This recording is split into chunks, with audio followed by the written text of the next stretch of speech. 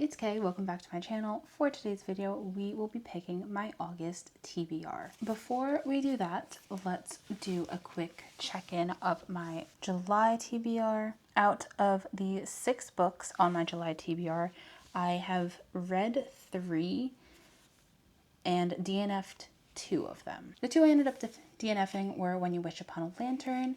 That one I decided was just way too YA for me. It just felt way too young. I just wasn't interested in it anymore. I feel like I would have really liked it a few years ago when I originally bought it, but it has just been sitting on my TBR way too long, and I am no longer interested in those kinds of YA stories, so I ended up DNFing that one. And then the other one that I DNF'd is Before I Let Go by Kennedy Ryan. That one is more of a soft DNF. I was reading it and I was enjoying the writing, but the romance is just a little too serious for me. It's a little too grounded in reality. There's a lot of conversations about co-parenting and how to move on after a divorce, and it all just felt a little too heavy, and I was in the mood for a little bit lighter of a romance, so that one I ended up DNFing as well. The only book that I didn't get to, at least as of right now, it is the 24th of July. The only book I haven't gotten to is The Poppy War again.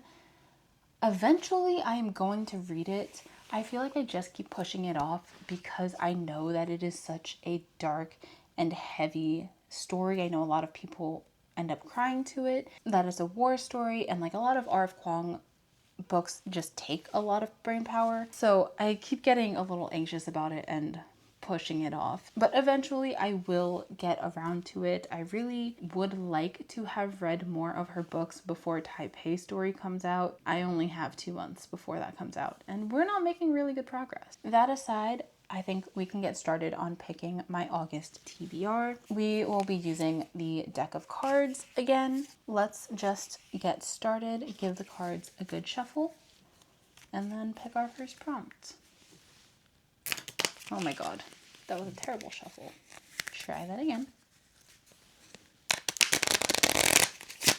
I'm not doing too hot out here. Oh my gosh. She says as she drops the cards again.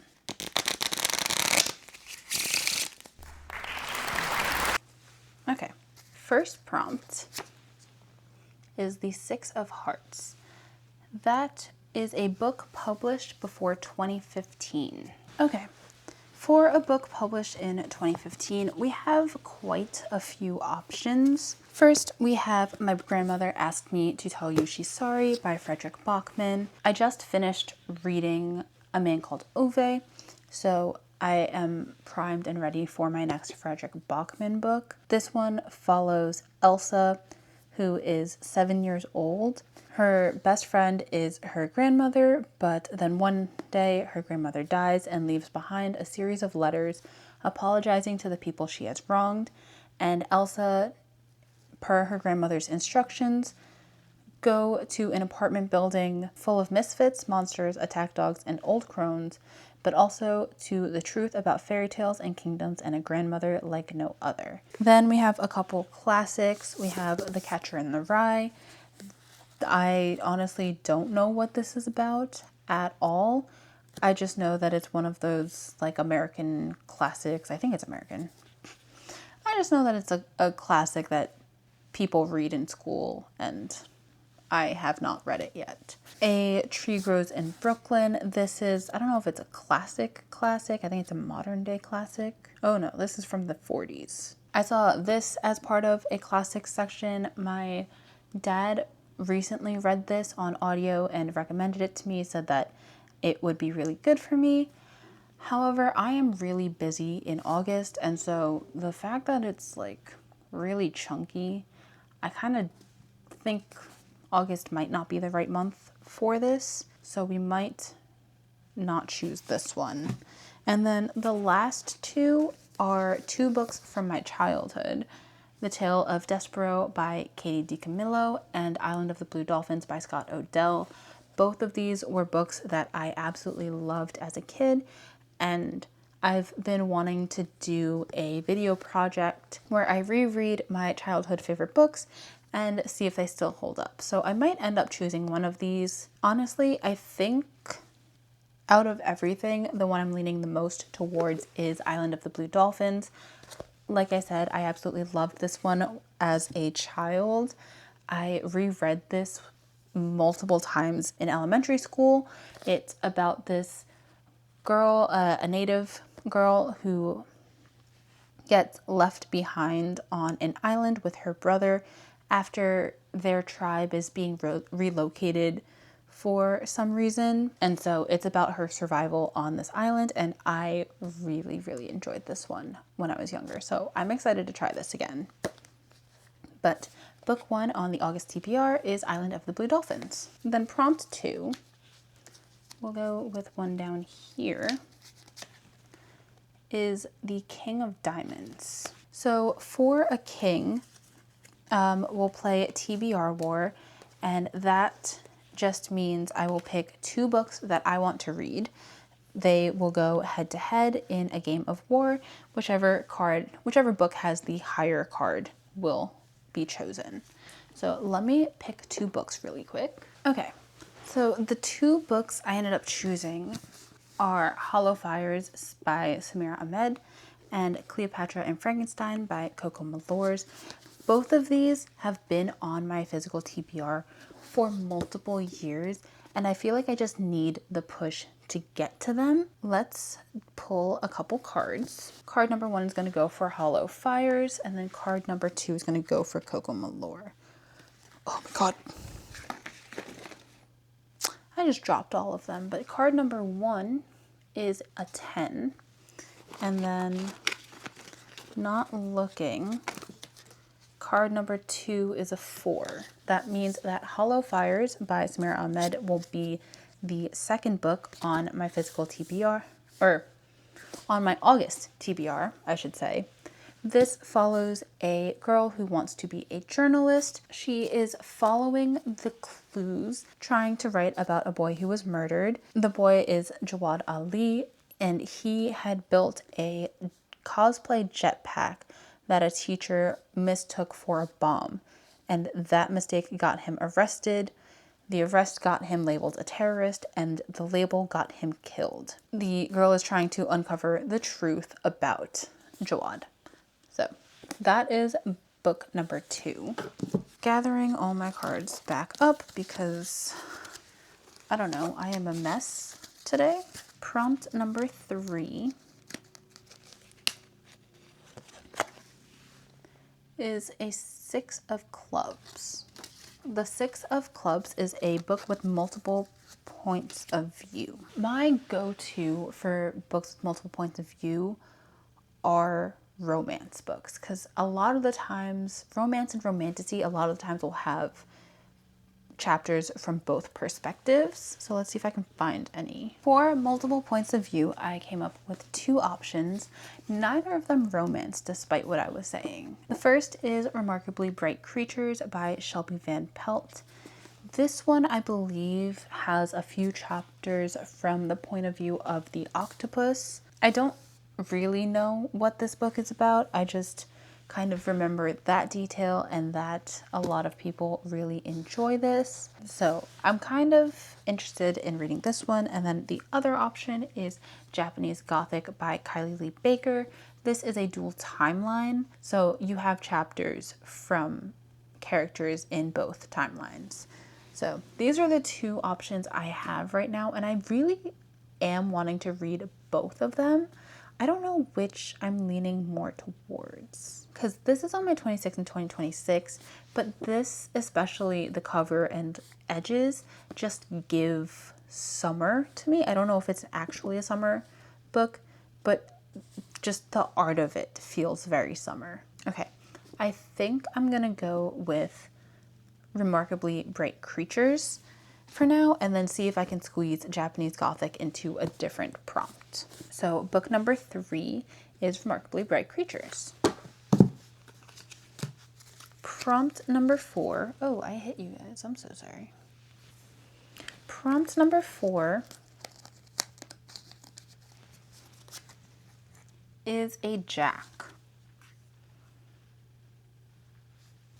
Damn it. No, it's not. Prompt number 4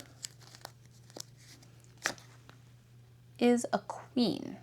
For queen, this is a 2-for-1. I will draw 2 prompt cards and find a book that fits both prompts. So redrawing, we have an ace is a random letter generator. So I will generate 3 random letters and then find a book with all 3 letters in the title. And on top of that, we have the 10 of hearts. This seems like it'll be hard. We have the 10 of hearts, which is a number generator. I'll generate a number 1 through probably 6 because I don't think I have a ton of long titles. And from there, I have to find a book with that many words in the title. So let's generate the letters first.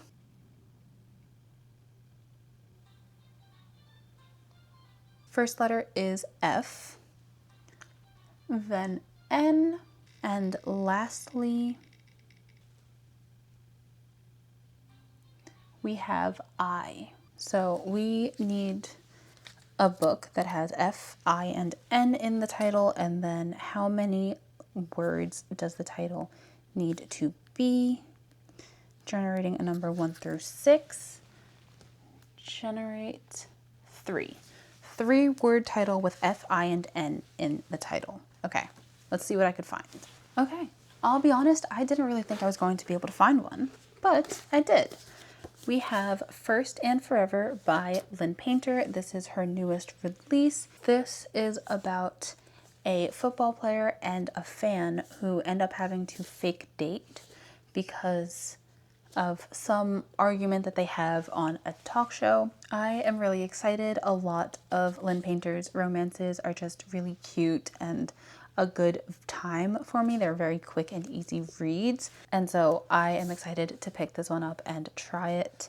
I feel like this will be a really good read for some of the beach days I'm planning to have next month. So the 4th book on the TBR is First and Forever by Lynn Painter. And in case you didn't catch it, F, I, and then the N is in and. Then prompt number 5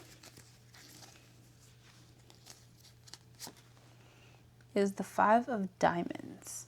5 of Diamonds is a long title. Well, there's only one book that really comes to mind with long title. I feel like by default, the pick for a long title has to be My Grandmother Asked Me to Tell You She's Sorry. This is a really long title. It's 2, 4, 6, 9 words long. So we're gonna go with this one. I think I already told you what it was about earlier. Then one final prompt for August. We have the 8 of Diamonds. 8 of Diamonds is a scene on BookTube. Honestly, that one is a little boring of a prompt. I think I want to pick something else. And, you know, it's my game, so I will. 6 of Spades. It's a partner pick. Okay. I am going to pick, should I give him free reign or should I narrow down his choices? I'm going to narrow down his choices because I have a feeling if I give him free reign, he's just going to tell me Dark Matter by Blake Crouch, and I don't really think I want to read another Blake Crouch this month. Let me figure out some choices here. Oh, option number 1 is going to be Japanese Gothic. Okay. The 3 options I'm going to give him are all fantasy because I actually don't have a fantasy on the TBR yet, so I feel like it would be a good genre mix. First, like I said, I'm going to put Japanese Gothic on the TBR, or I'm going to put Japanese Gothic in his choices. The second choice I'm going to give him is The Spear Cuts Through Water by Simon Jimenez. I honestly don't know much about this book and the synopsis, but I do know that this is a Filipino author, and that it has queer characters in it. And then option number 3 is The Poet Empress by Shen, and this one is a stunning release. And it follows a girl who kind of gives herself up as the concubine. I don't know if it's necessarily a concubine. I know it's similar to A Song to Drown Rivers, which I say literally every time I bring up this book, but this has been on my list for a while, ever since I've heard Jamie Falk talk about this last year. So these are going to be 3 options. I will check back in with you guys once he has responded with which book. I honestly don't know which one I want him to choose out of the 3, because I thought it was Japanese Gothic until I picked the other 2, and now I feel like I would be happy with any of these choices. I'll check back with you guys in a bit. I just got a response back from my partner, and he chose The Poet Empress. He said that he was watching my video. I think he's watching the mid-year wrap-up, and I raved a lot about this book, so he decided to choose this one for me. So this is the 6th and final book on the August TBR. So let's quickly run through everything that I chose on the August TBR. First, we have Island of the Blue Dolphins by Scott Odell for a book published before 2015. Then for TBR War, we have Hollow Fires by Samira Ahmed. For a book with multiple POVs, we have Remarkably Bright Creatures by Shelby Van Pelt. For a book with a 3-word title that includes the letters F, I, and N, we have First and Forever by Lynn Painter. For a book with a long title, we have My Grandmother Asked Me to Tell You She's Sorry by Fredrik Backman. And then finally, for a book that my partner picks, we have The Poet Empress by Shen. This is such a good stack of books. It's a really wide variety, and I feel like I have been thinking about these books and meaning to read a lot of these for a while now. So I am excited to get to them. But yeah, thank you guys so much for watching. Comment down below what you guys are planning to read in July. If you've read any of these books, let me know your thoughts on them. If you liked this video, give it a thumbs up, subscribe, and I'll see you guys next time. Bye!